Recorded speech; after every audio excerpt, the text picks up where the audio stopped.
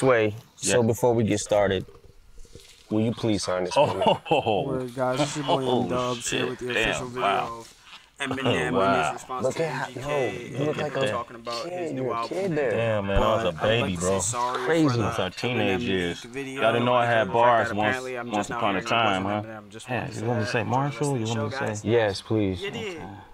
That's M-A-R. That's H-A-L-L. Yeah, there you go. Look at Hell that. yeah, Man, I man. signed a vinyl for him, man. Look at that, man. Look at Incredible. Yo, man, your signature's so much better than mine. Thanks, man. Yeah, no problem, man. Man, you threw me off with that. You fucked up your whole shit. Not really. Just impressed that you dug that deep in the crates, man. I didn't know you. I'm always digging in the crates.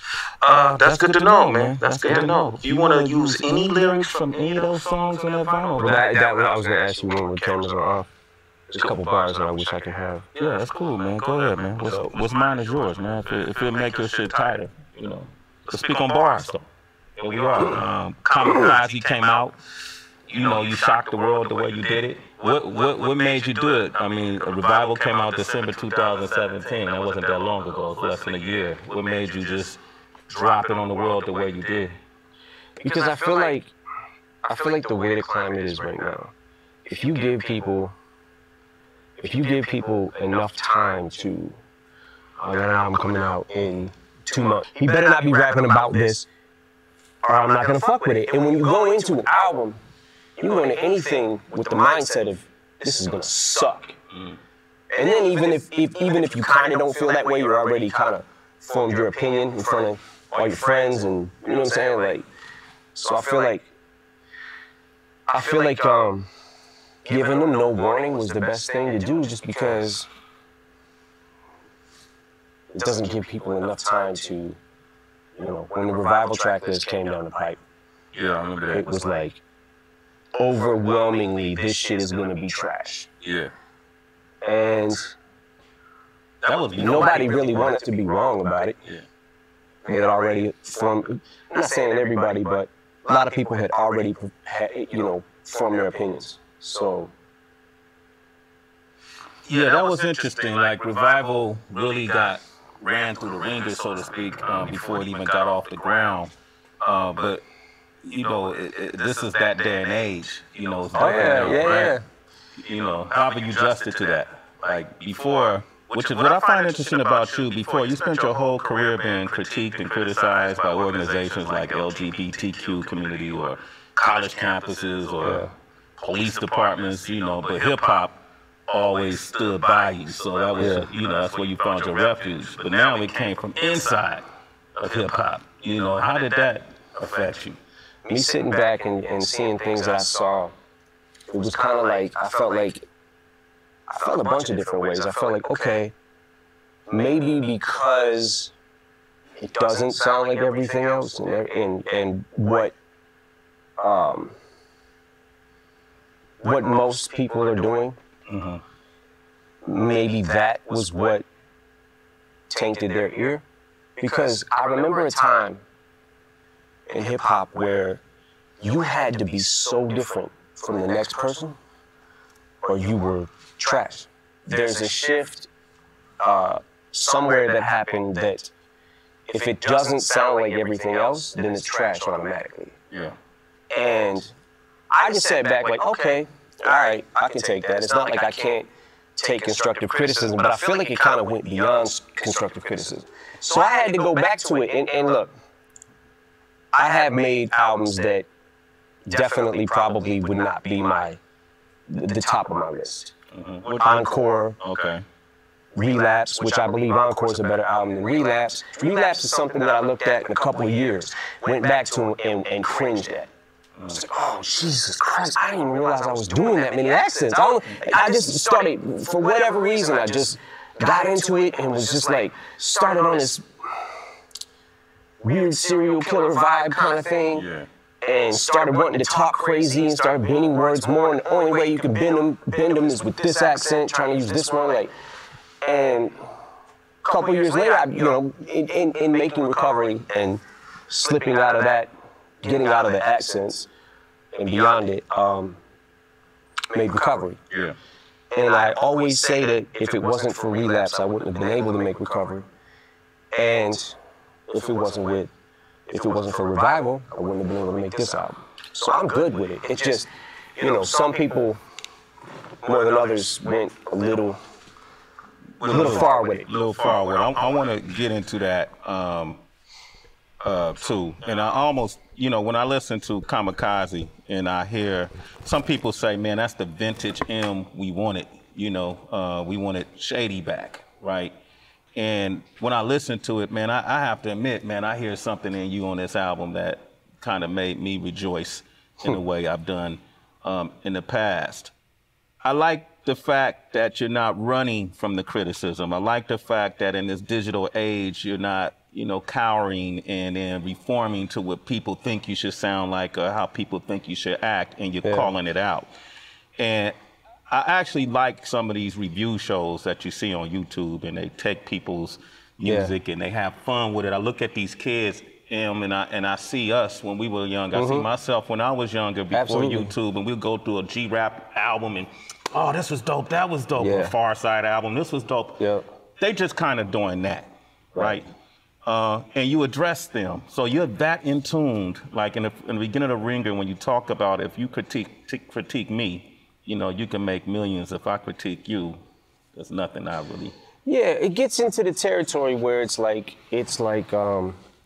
you got, okay, so since the internet has become what the internet's become, and since YouTube and all that, you've got so many, how can I say this? It's almost like not enough Indians, too many chiefs. So it's like everybody on the internet, and in hip hop especially, it seems like either a rapper, a DJ, a writer, a producer, has something to do with it.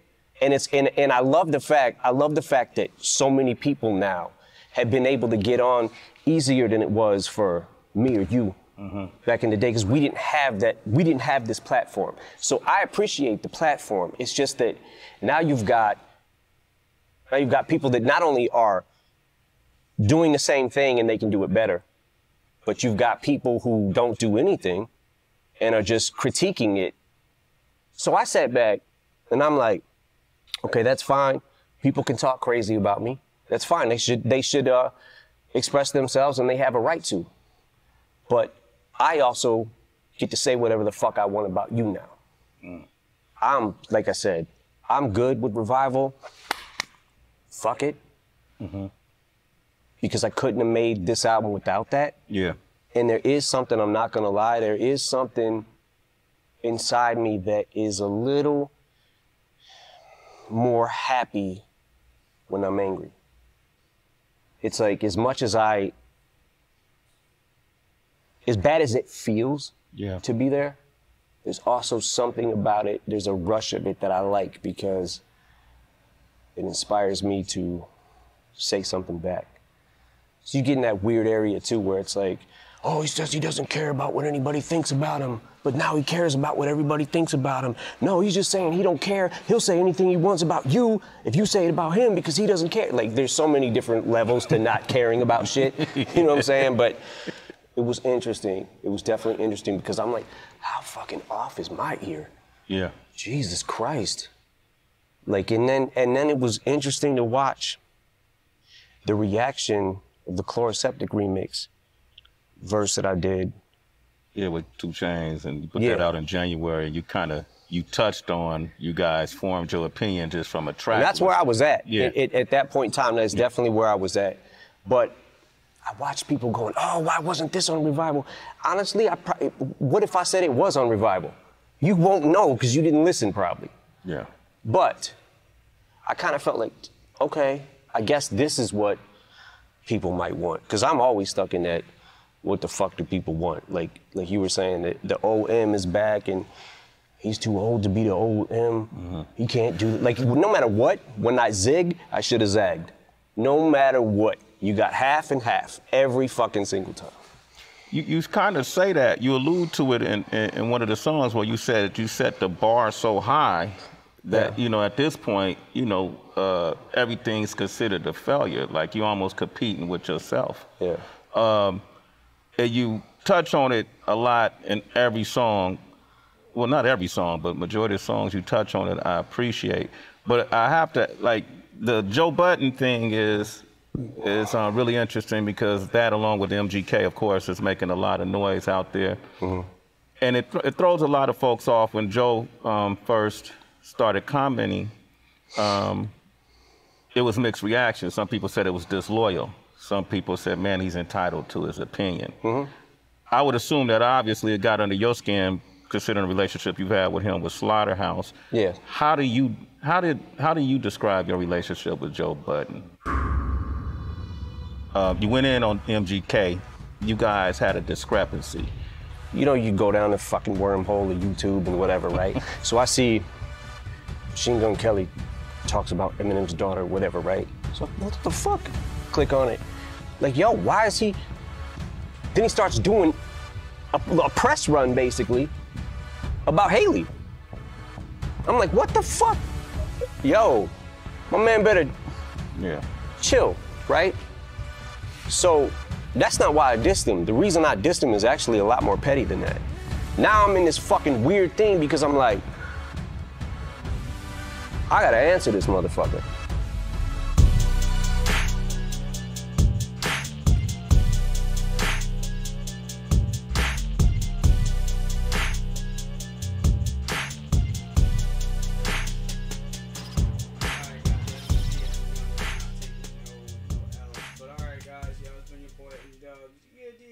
Stay tuned for probably 24 hours. Challenge, you feel me? Yeah,